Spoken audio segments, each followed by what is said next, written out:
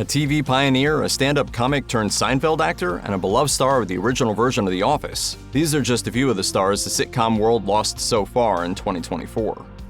Joe Flaherty was a founding member of the famed comedy troupe Second City in Toronto, which gave birth to the careers of Catherine O'Hara, John Candy, and comedy legend Martin Short. Short would later write of his Second City cast member on the comedy website 800 Pound Gorilla. He was a mentor, a director, and an inspiring improviser who gave us many of the tools we are still using in the careers he helped us kickstart, and he made us all laugh. Flaherty went on to write and star in the 1970s Canadian sketch comedy show SCTV. Over the show's 8-year run, Flaherty won 2 Emmys for his writing. He later appeared on Married with Children, that 70s show, and The King of Queens. He charmed audiences with a memorable cameo in the 1989 futuristic science fiction film Back to the Future 2. But perhaps Flaherty will be remembered most for his role as Harold Weir, father of teens in the short-lived but fan-favorite 1999 sitcom Freaks and Geeks. The hell are you supposed to be?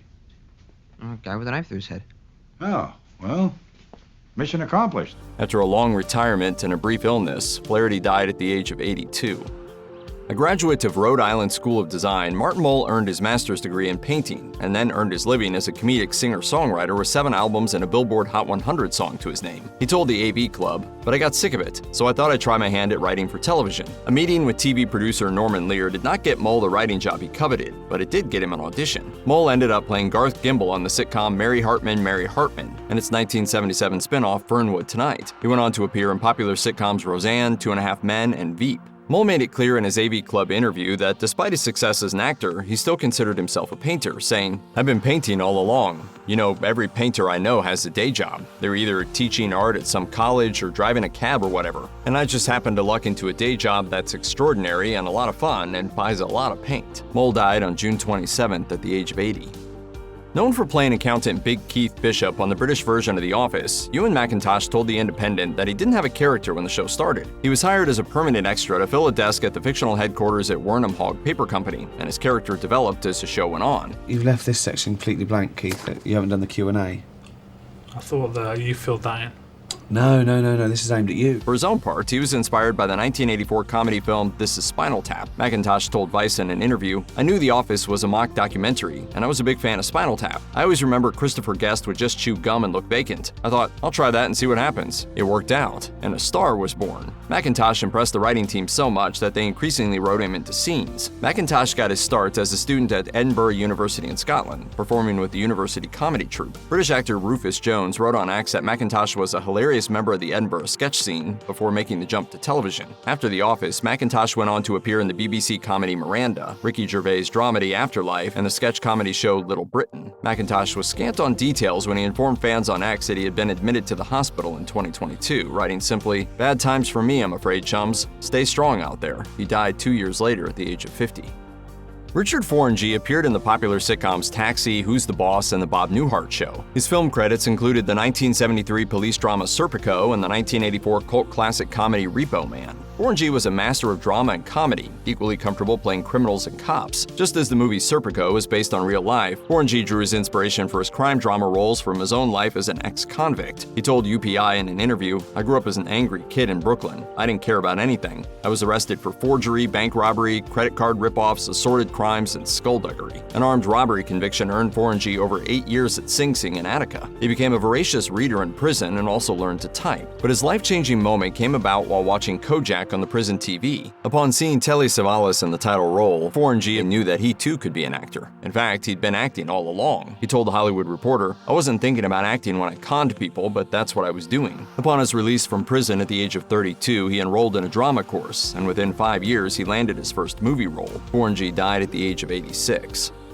Dubbed the godfather of Latino comedy for his legendary stand-up act, Rudy Moreno also appeared in an impressive number of sitcoms, including Everybody Loves Raymond, Arrested Development, and Dave. Born and raised in Los Angeles, Moreno got his start in comedy when rock musician Rudy Salas told him he was funny enough to be a stand-up comedian. Moreno did just that, performing stand-up as the opening act for Salas' band Tierra. He went on to open for the Black Eyed Peas and Smokey Robinson. Moreno made his TV debut on Comedy Compadres, a show featuring Latino comics. Though he appeared on over a dozen different television shows and the 2022 movie Father Stew with Mark Wahlberg, stand-up remained his first love. For 30 years, Moreno and his wife Arlene organized Comics for Kids, a charity event that raised money to buy presents for inner-city kids. He also hosted the popular live show Rudy Moreno and Friends at the Pasadena Ice House Comedy Club. Moreno died in Pasadena, California at the age of 66 following complications from a stroke.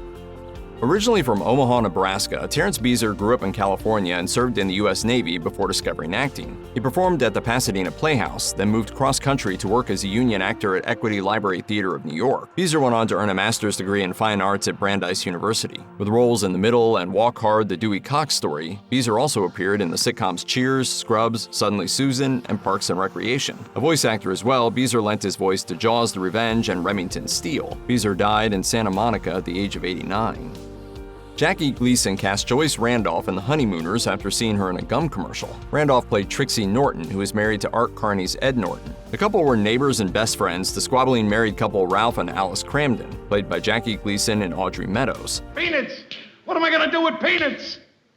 Eat 'em like any other elephant. Filmed with a live studio audience and featuring working-class characters instead of the rich and glamorous, The Honeymooners launched a new genre of sitcom and expanded to a half-hour show for one memorable season from 1955 to 1956. Though The Honeymooners lived on for more than half a century in reruns, Randolph said she wasn't paid residuals until lost episodes were discovered. Furthermore, when Randolph did try to work again, she struggled on account of being typecast. She and Meadows did revive their roles as Honeymooners' wives in the 1991 sitcom Hi Honey, I'm Home. The last surviving cast member of The Honeymooners, Randolph died of natural causes in New York City at the age of 99.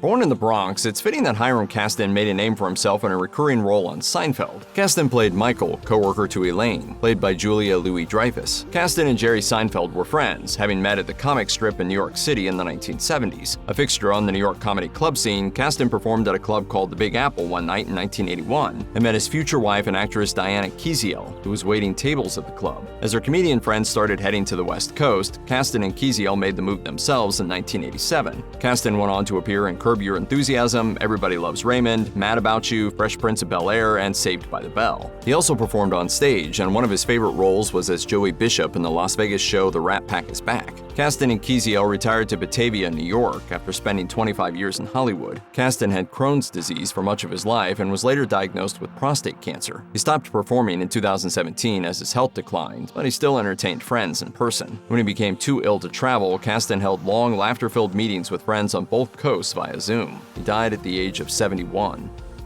Elizabeth MacRae was best known from the 1960s sitcom Gomer Pyle USMC, a spin-off of The Andy Griffith Show. MacRae played opposite the astonishingly talented Jim Nabors as his girlfriend Luann Poovey, the nightclub singer turned record shop clerk. In an interview with the Fayetteville Observer, MacRae said that while working on Gomer Pyle USMC, her husband and young daughter both died within a short time of each other. Nabors and his mother Mabel offered a place for MacRae to stay with them through that difficult time. Though she did not stay with them, she always remembered the kindness of their offer. After leaving Hollywood, MacRae moved to South Carolina and retired. She died in May at the age of 88.